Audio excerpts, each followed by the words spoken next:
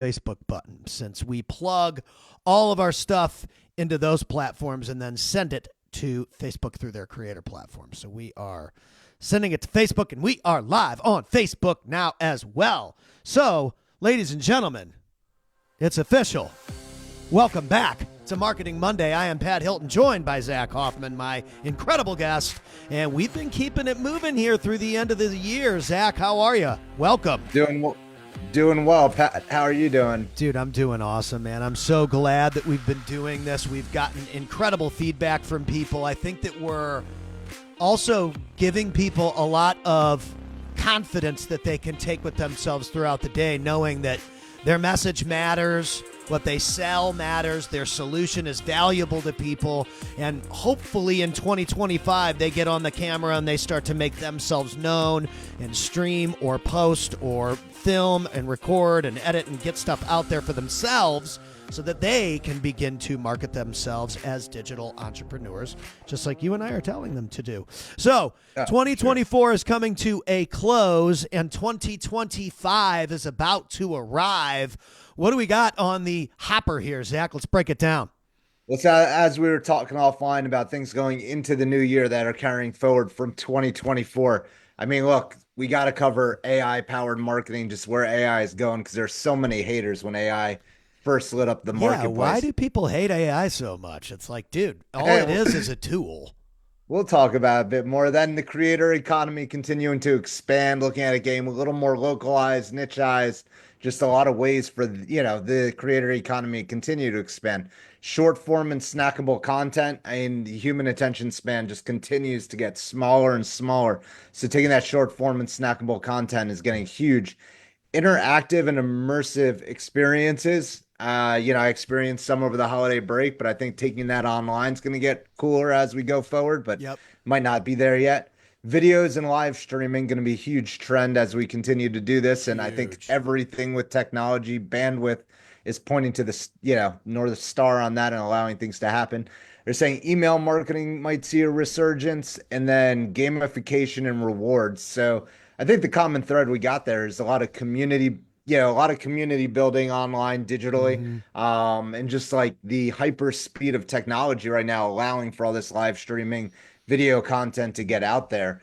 But yeah, I say we start with AI powered marketing, just AI in general, as to where it's taken us in 2024 and what we've, when it first got introduced, man, just how many people were like, oh no, there's no way AI can do this or that, or you can't be trying to figure it was just like, why so many haters on just and again, with anything, it's like, if they made, I remember there was a shoe that came out when I was a kid, a long time ago, and the shoe was called a Predator shoe. The shoes were called Predators. They were soccer shoes, and they had these little, like if the shoe was like this, they had these little fins on the outside, like these little rivets, so that if you hit the ball with the edge of your foot, it would add spin to the ball. And it was this big red flag for international soccer. All the international soccer companies and the Premier League in England and the World Cup and this and that and the other thing were saying these shoes are illegal because they give the players an unreasonable advantage, and you shouldn't be able to have something on your shoe that adds to the spin or the curve or the whatever of the ball. Now, I don't know. I'd have to Google to see if Predators are still around, but I remember that happening, and anytime there is a performance shift in some kind of profession, people are going to question, is that legal? Should that be able to be used or whatever? But when it's business, anything goes in business. That's the scary thing about business, is almost anything goes. That's why people love to wholesale real estate. You don't need a license. You don't need any money to get started. You can walk across the street to the person selling their home and negotiate directly with that person and then sell that contract to another end buyer. That kind of stuff. There's very little regulation when it comes to that. But when it comes to AI, here's what I've noticed as a marketer. Neil Patel is probably the number one, digital assessor of these tools. Yeah. He has run countless ad campaigns and countless surveys and polls and readings on all of these things, and human posts outperform AI 98% of the time. So you can use AI to help you come up with ideas. You can use AI to help you do a lot of things. But what you need to understand is that the AI can only provide you X, Y, and Z. It's your job to humanize the content and add your touch to it. The same thing with videos. I can't plop this video into the AI system and it gives me back all the clips that I want done, edited. Zach said the perfect thing. It's formatted with subtitles for his page. No. We have to go in there by hand and we have to chop out all these clips. We have to edit all these clips, and then we have to add visuals to all the clips. And then if it fits, we can just add the words on the screen with a little AI tool. And that AI tool only works with certain clients. You happen to be one of those people because you don't talk super crazy fast, so it's able to kind of read. It doesn't work with a lot of our clients because they're these freaking rapid fire $1 million guru guys, and you can't automate the text on the screen with someone that talks that fast. It doesn't work. And so you have to understand that the AI tool is usually for a specific purpose or a specific task only. It can't just do all the work for you. And I think that's what people in the back of their head, they're like, oh, well, if you have AI do all that work for you, it's not going to be as good. No one said that they were going to have it do all the work for them, but specific tasks and specific things can be done by AI, and they can save you time in certain instances. But AI is only as good as the operator. Oh, yeah, it's like many things out there. I mean, look, it shaves down time by, I mean, 70, 80, 90% Yep. in a lot of circumstances. Yep. And it's a long horizon that you have on AI. It's like basically everything the sun touches, Right. it can impact in a way. So you just almost have to pick where you want to go with AI or what you want to utilize it for, and then, turn that faucet and start to like test and make things more efficient. Because it's like you said, it's not this like one trick pony of just like throw it into GPT or throw it into some aspect of AI and it's just gonna do it for you. It's even like the video, like the Sora, that new release. I went into it, seemed really like just it needs time, man. There's still a lot to come, but I think we have seen a lot of innovation with AI. It is a big time shaver. Time shaver, time saver. It does a lot of cool things.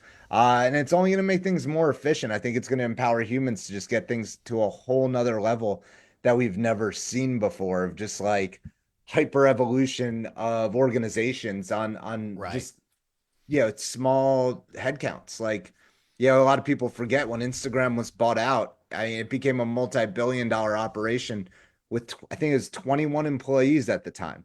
It was it was a very small organization. I'm sure they had their own versions of like AI and data and tech, Right. but now like AI is being taken out to like, it's not something really new. It's really newly released to the public and basically made available to everyone at this stage. That's a really good way of pointing it out. I think that artificial intelligence, as a general term, has been used for a long time.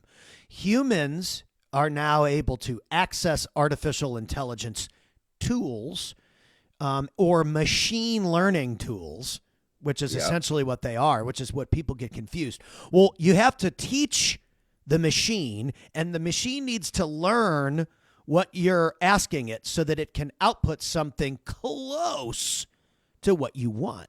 And so, again, it's like, well, who's the machine learning from?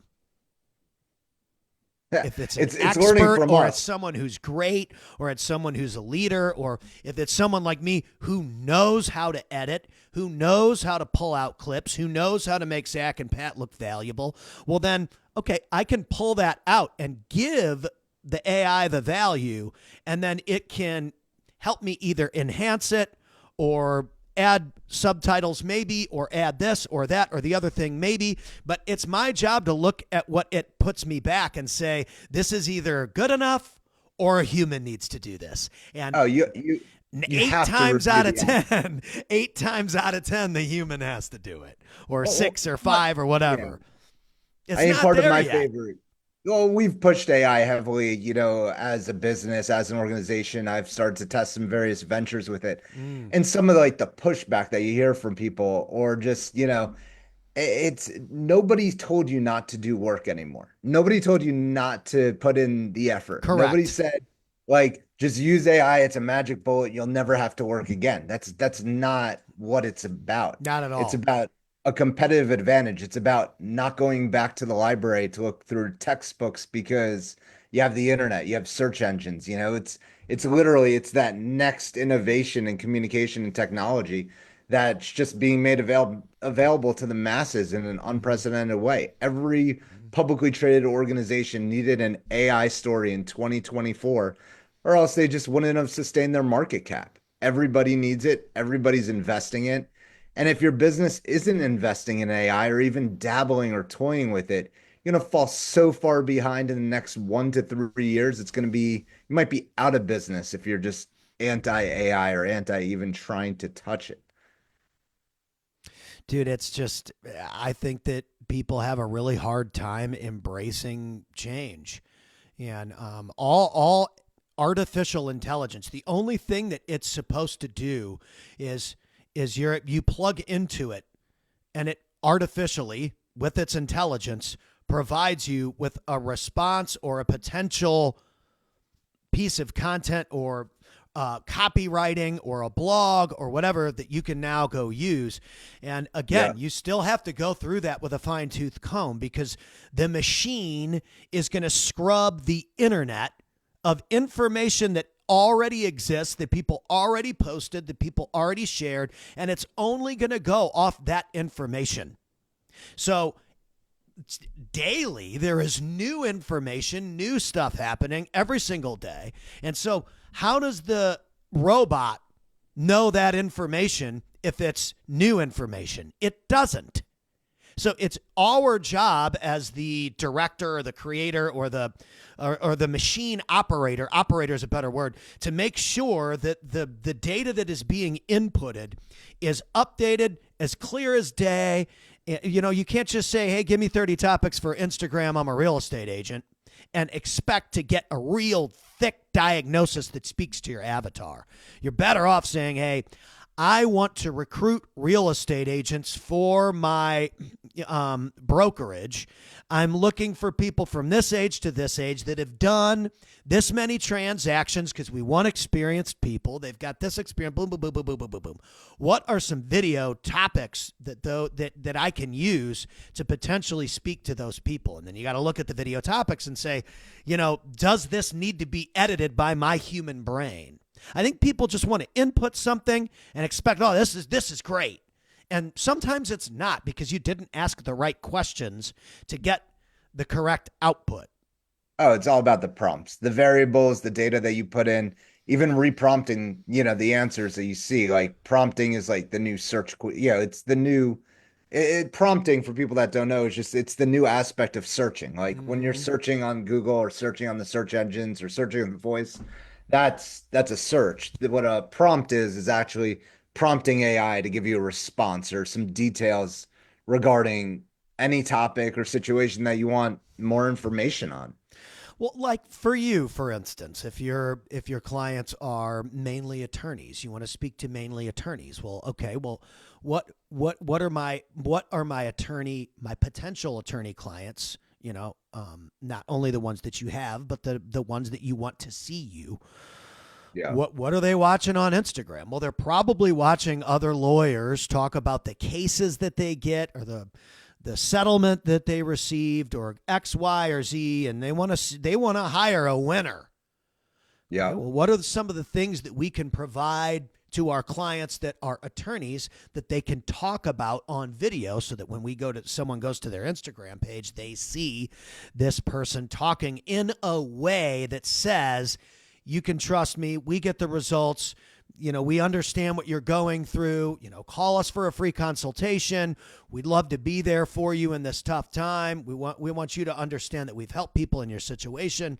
And I think well, I know that the AI cannot just get out a camera and film itself for you and present that to your customers. You have to do it for you. And this is Yeah, where, in my it's opinion, CEOs and the operator or the business owner get held up. People want to talk to the business owner. for sure. They want to get to know the person that runs the company or the business or whatever. And again, as we've discussed here, this is what Gary Vaynerchuk is so great at. He's been doing lives like this for years.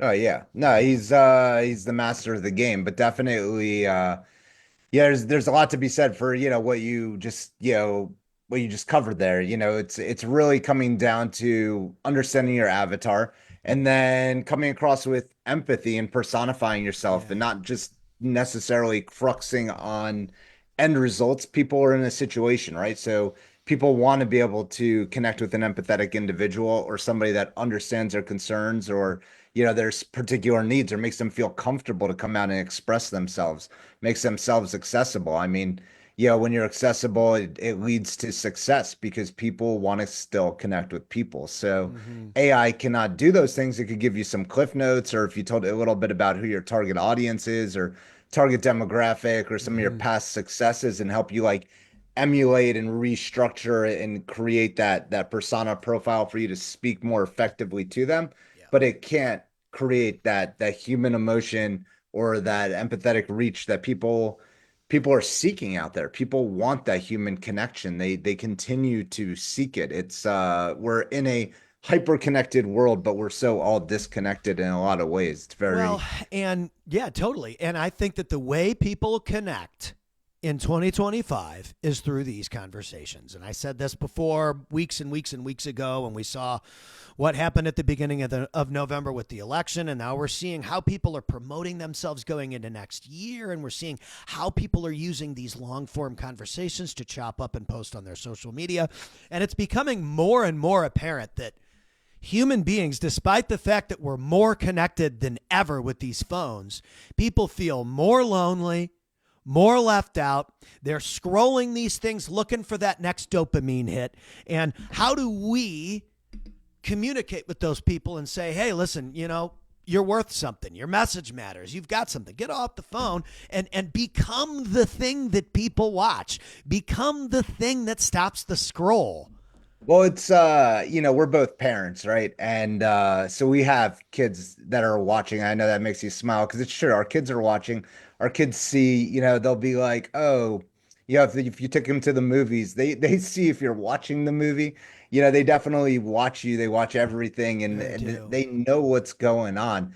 And I think it's very important to get people out there to experience the real world. Like there's only so much iPad and screen one should be put in front of Right. because emergence in like culture and like what going to a movie theater feels like, the sounds, the sounds, the scenery, like all the greats, all the people who have impacted society always have great stories about their upbringing, the experiences that crafted them, seeing, a baseball player or a football player for the first time in person when they're at the stadium. It's never about like what they saw on TV or like, the screen. It's about the stories that they were told or the experiences they had that craft great people of what they become. It's that it's an experiential economy. It's like you still can't see there, you still can't replace that. It's like I said, and as a parent, it's a huge responsibility in 2024 to crack the screen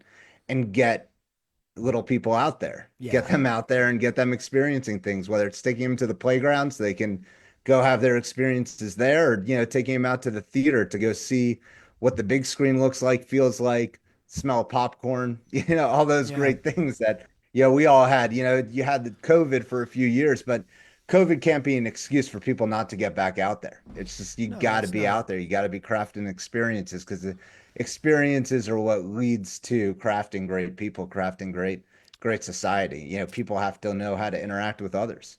And those are things that AI can't necessarily touch, but it's going to craft the realities that we see. especially in the digital space and just, all the engagement that we continue to get put in front of us. It's all going to be empowered by algorithms and AI and what, a bot or, an algorithm thinks we want to see more frequently. Right. That's what we put in front of us. So, but like And I they're said, getting good at that. They're getting good at that, aren't they?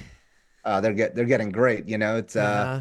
they're watching in a lot of ways, but it's all good, man. It's like I said, if you're out there though, you want to be creating those that can communicate. If you need communicators that can get out there and have these conversations, whether they're in the same city with somebody or or not. But you gotta be willing to go shake hands and meet people. It's the best parts of life, Well, for yeah, sure. and I think that especially over this Christmas, I think that my kids have definitely seen that the demand inside of our company is much higher than it's ever been. And so people need holiday ads, or people need this, or people need that more now than they ever have, because, we wanted to work with the big people. We wanted to work with Yeah. people that have millions of followers and brands that have huge pages, and that and those people are more demanding than everyone else.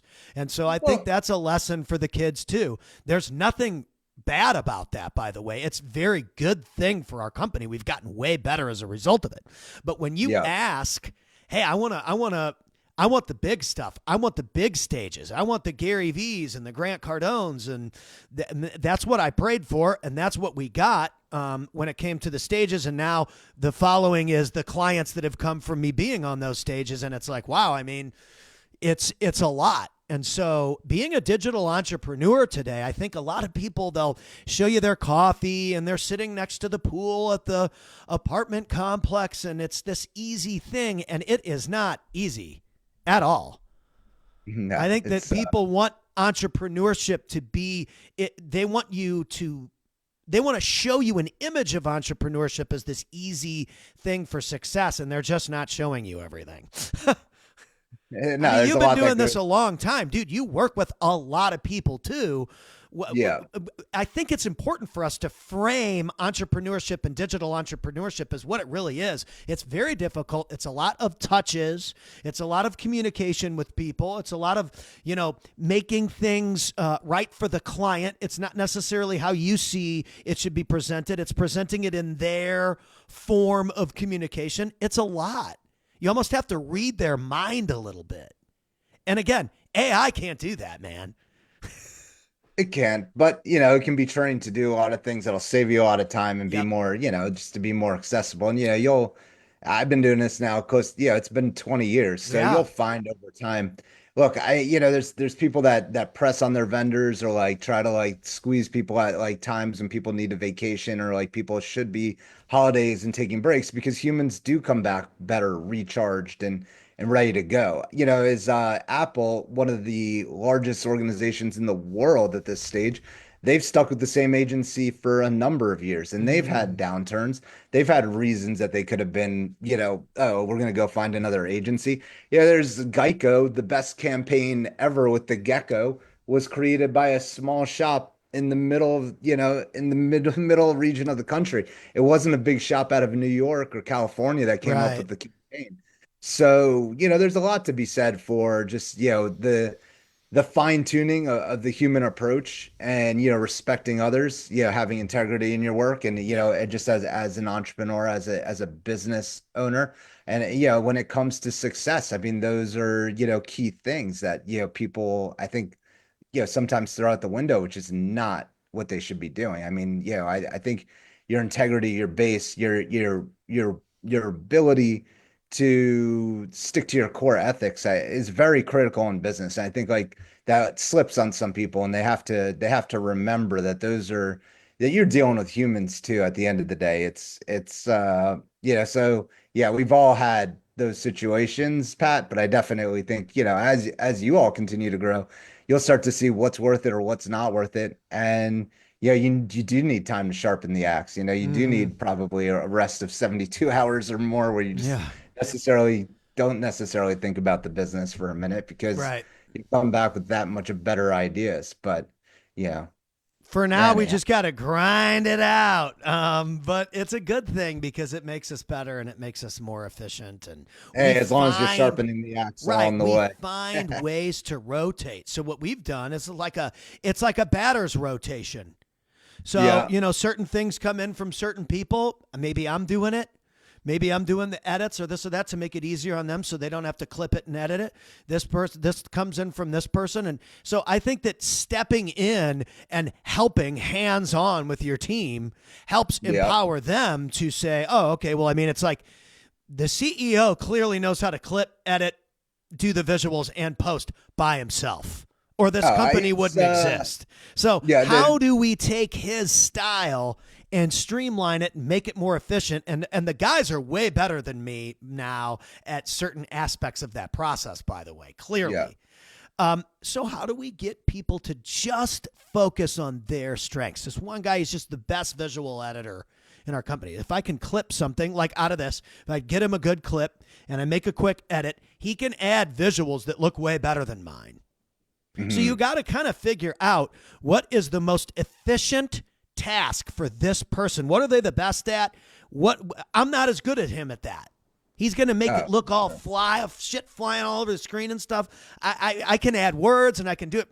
I trained him to do that better than me. So that's his efficiency. So I'd rather have him do 10 of those and none of the other thing because we're going to get 10 of the best ones. Yeah, I mean, it goes back to strengths and really like fine tuning different aspects. And even like I said, where started on this conversation about AI being this like secret one shot, like can do anything I and everything. wish. It's not just an easy button. There's Man, a I wish I could long, just hit a button. It doesn't. That button doesn't exist yet. By the way, folks, no, I there's would have already bought it. It's not there yet. the button will probably never exist. I mean, there'll Whoa. always be an opportunity for a competitive edge or like, some way to tweak something to just get that extra something that you need. Right. As we did, discussed in detail, AI is definitely a game changer. AI is definitely, if you're not jumping on board, you're going to be leaving your business behind. I think you have a time horizon of 1 to 3 years to be able to just be like, I'm going to avoid this. But you have a little bit of time left to jump on the train to like test it and see what it could do for Mm-hmm. your business or what it could do for your personal. It does wonders. It's definitely, I think, the cat's meow when it comes down to technology and innovation in 2024. That's going to change our lives forever. I don't see AI working its way out of my life, you know, ever at this No stage. way. No way. No way. All right. So here's a good tip. This goes right into what we're talking about too. By the way, Yeah. Pat did a little trending research because I have to film these anyway. But I might as well get them with you on the screen because then maybe we could both go viral. So Beyonce was paid $20 million by Netflix for her Christmas Day performance. If she didn't have Yeah. a personal brand and people didn't know who Beyonce was, she would have never generated that revenue. This goes into the personal branding. Why is it so important for people to be searchable and bookable online? This is just proof that if you've got a huge brand, dude, for a Christmas Day performance, how long was this performance? Couldn't have been I think too long. it was a halftime show. So a maximum, I think the longest halftime shows are during the Super Bowl, and that's a half hour, 20 right? minutes So then, maybe 20 16 minutes. She minutes. got paid $1 million a minute.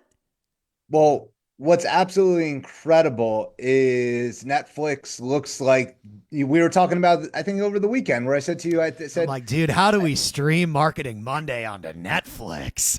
it's just Netflix is like that hub, that gateway to get into homes right now. It's Uh-huh. like you could go live on like NBC, ABC, Fox, CBS, all these stations, but it's like everybody's watching Netflix. It was proven in those NFL stats. I think they reported over Christmas is like 20 plus million, 24 million viewers per game. It was Wow. like record numbers that they saw. And just proves to you it's like Netflix with the Tyson fight I now was going to onto say the the Paul NFL. versus Tyson fight was just huge. My thing barely worked on the laptop. I mean, it's absolutely, Netflix is going to get better at their game, but it seems like the place where people are going to consume media and content, whether it be live or on demand. It's funny because you think like the on demand, it's like, okay, so when we were kids, MTV video killed the radio star, right? So Mm-hmm. it's like then you look at what Netflix has done, and it's like, well, did it kill live television or did it kill, like, when we were kids? I don't know about you, but it was like NBC Thursday nights. You had Yeah, The it's like Friends, you had Seinfeld, you had, Netflix and Sunday YouTube on Fox. killed the MTV star. It's yeah, it's well, look at Netflix right now. It's so high flying, but what I'm saying is like the consumption of live content, they are proving people will still consume live content if it's that great. Like they invested in a great halftime show to, I don't know how their NFL coverage was, and I don't want to go into the NFL, but I mean, to be have to crux on Beyonce to get viewers. I mean, they got Taylor Swift, Beyonce. What happened to the game? Aren't they? It's Well, I football, man. think they've realized that the game isn't enough anymore. I think musicians have realized the music isn't enough anymore. We've talked about a lot of this. Like, dude, 50 Cent made way more money on vitamin water than he ever did as a rapper. And 50 Cent is one of the biggest names in rap history. But if you did buy Apple stock when he was holding that iPod in the Oh, candy I shop know. video, if you recall, you know, which he might have done, man, you would have been up very, very, very, There's very a much lot of so. signs there. I mean, pop culture and trends, they will show you the signs, and you can either follow the signs or not. Oh, So yeah. I I mean, think we that could you and go, I are better at looking for the signs now. Sometimes you just don't see it. hey, man, you know who I ask? I asked the 7-year-old. Right. He He goes, oh, knows. Netflix, YouTube, Amazon. That's where I'd be. That's what I'd be buying right now. Yeah, and it's Mm. true. There's a lot of truth to that. So, yeah, to carry forward with some of the, things that we're, going to cover today.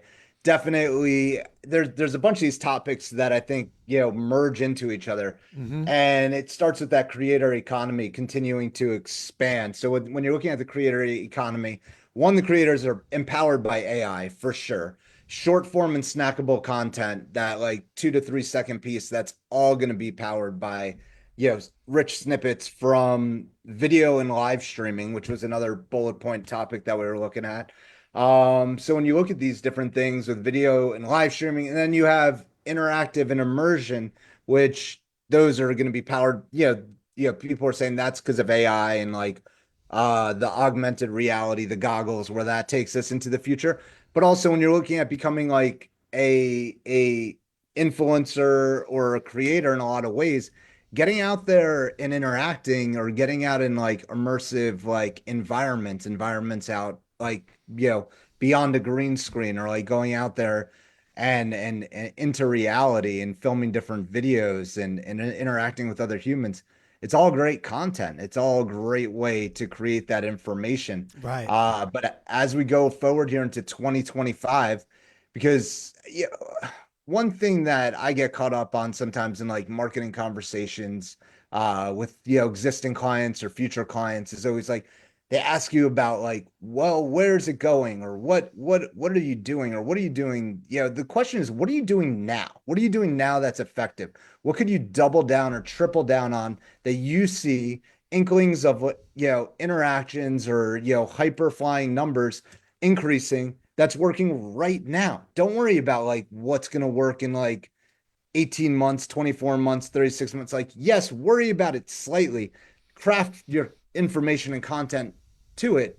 But what happens in a year to 3 years does not pay the bills today, right? I So, think that yeah, I love that you're saying this. I think it is very important to look ahead and think about what you're capable of, and to like become someone who is capable of getting specific results. I mean, you and I are constantly trying to grow. We do these yeah, conversations. I think that where we're at now with these, I mean, now look, we're going 35, 40 minutes. Before it was like, let's just see if we can get 15 minutes and see how it feels. Well, I was like, how do I even get this Facebook streamer thing to even work as a completely different program, because you can't do third party with. It's like, dude, yeah, we want to become better. We see this vision down the line, but you have to become those things in the moment and get better so that you can be ready to get those results 2 or 3 years from now. It starts today. I think people overlook today for one day I'll do that. One day I'll get there. One day I'll be happy. It's like, dude, you got to make those decisions now. Yeah, yeah, you have to start fine tuning your craft like immediately. I told you I listened to a podcast last night. I've become, since I've been doing a lot more like live video format or like we have clients podcasting, becoming much more a student of podcasting. But what is great about it is I'm hearing these conversations with people that I don't think would have ever sat down for a 30-minute or an hour long or 2 hour long conversation to become that immersed like deep in the conversation to reveal these like great answers that they have. I told you I listened to Modern Wisdom with Matthew McConaughey last night, and you talk about a star, like an actor that's made it to the highest of levels and achieved great things. And the secrets he reveals of like how he looks at life and just like how he how he just I guess like evaluates what has actually happened in his life and works to reprogram forward. Essentially, he was talking about how a lot of people always like they look at the bad situations in their life and how they like got into them or what happened. He says he captures the great moments in life and how to get those in a bottle and how does he create more of those situations. And that's what he Mm. focuses a lot of his time and energy on is the positive aspects of things. And also just, it's like I said, it's a deep form conversation.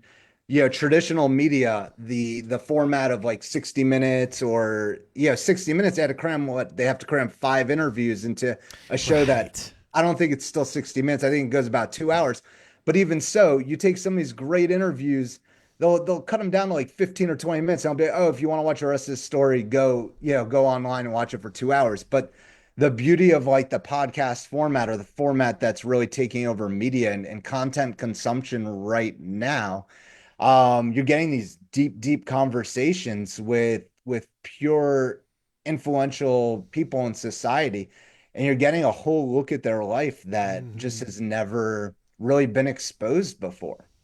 It's amazing. And I think that it's only going to increase. And I think because of what we said earlier, these phones and scrolling and feeling like, you're alive when you're scrolling, I think that it's our job as the people who are creating content online to give those people some insight on the fact that they can go out into the world off that phone and become something that people want to watch.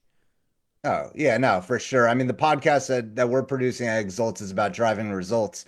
And because that's what I've been doing as a core for 20 plus years as Yep. an organization and business, it's driving results for our clients. Because tell people nothing else matters. Like, let us drive you excellent results thing that everybody does. The impact that they have on community and society. It could be a banker that specializes on law firms or, a marketer that specializes in helping get, injury cases or just, there's a lot of people that have these impacts that being able to tell that true story or hear that story through a podcast format is really going to enrich a lot of lives. It's gonna, exponentially get people better at their crafts or what they're trying to do.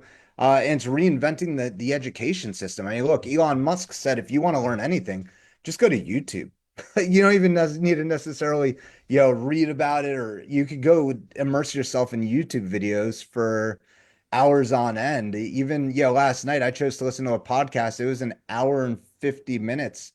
So about 2 hours of a podcast. And it was great content, man. It's, I think it'll, evolve how I look at things go forward. It was great knowledge and I guess my mind was ripe Dude, to hear it. podcasting rules. It's almost like reading a autobiography about someone or reading a book about somebody, but it's an audio and video form. It's cool. Oh, for sure. But also the people that are being interviewed that are that open to communicating like openly and honestly, they're going to come back and tell that same story again, and not necessarily same story, but they'll tell their story again in 3 to 5 years, and it's going to evolve greatly as to Hmm. where they are today and where they are 5 years from now. It's going to continue to create that story, that path. It's going And to that's be that's where great. people can go backwards and see where they were, and that's the importance of documenting and having accountability on social media. Is well, people can scroll through and see how active you are. You're posting every day. It says something about your discipline when you are accountable and you are posting and valuable every day in the marketplace. Eventually, that converts to something, and generally, it converts to something very big for people. No, it converts to the value that they bring. I mean, you got to be careful with what you put out there, but at the same time, you got to be focused on bringing forward positive value Yep. and positive and just information content. I think opinions will definitely rule. Oh yeah. There's still a lot of room for opinions and knowledge base. For sure, dude. It's a never ending thing. So, what else we got? We got anything else on the hopper? They definitely say, a lot of these, I would say, visions for where 2025 goes, Mm. definitely all all circles back around community and interaction. They're saying email marketing might see, and when I'm saying they're seeing like just different articles out there, email marketing might see, just a reinvigoration of life just with interacting with communities or followers that you've built up, and then gamification and rewards, creating that loyalty of customers, or people to come back into a business, and to continue that ongoing engagement. Gamification and rewards is huge because you don't need necessarily go out seeking new customers. You can continue to regarner the attention of those existing clients and customers that you have today. Yeah, I love that. I love that. It's all about long game and long term and building with people. That's one of our core, I guess, core values is just we want to build lasting relationships with high level performers. That's our job. That's what we do. We want to document people's success and showcase them in the best way possible. So I love that. That's great. That's awesome. For sure. Rock and roll, dude. Marketing one day, 42 minutes in, and I mean that's pretty much it. I mean, 2025 is about to arrive. It's about to arrive, man. Definitely, I think one of the big messages here is don't let AI make you die. Because Well, yeah, I mean, you guys jump on have, the bandwagon, yeah, try it jump out, on the test it out. bandwagon, and again, figure out what specific tools can help you do the tasks that you need to get done easier with robotic help. And it's not going to be everything, but it can be a lot of things. It can be a lot of things that add valuable input to your final outcome. Like we said, I mean, it's Sure. going to need a human touch. You're the expert. You guys know that you are. And so you just have to take that expertise and it can give you a nice blueprint and just fill in that humanization. Make it you. And I think that you're going to do great with a lot of different tools. Ladies and gentlemen, Marketing Monday. It's your boy, Pat Hilton, joined by Zach Hoffman, and we will see you in 2025. Thank you, Zach. Thank you, Pat. Have a great new year. We'll talk Rock soon. on, y'all.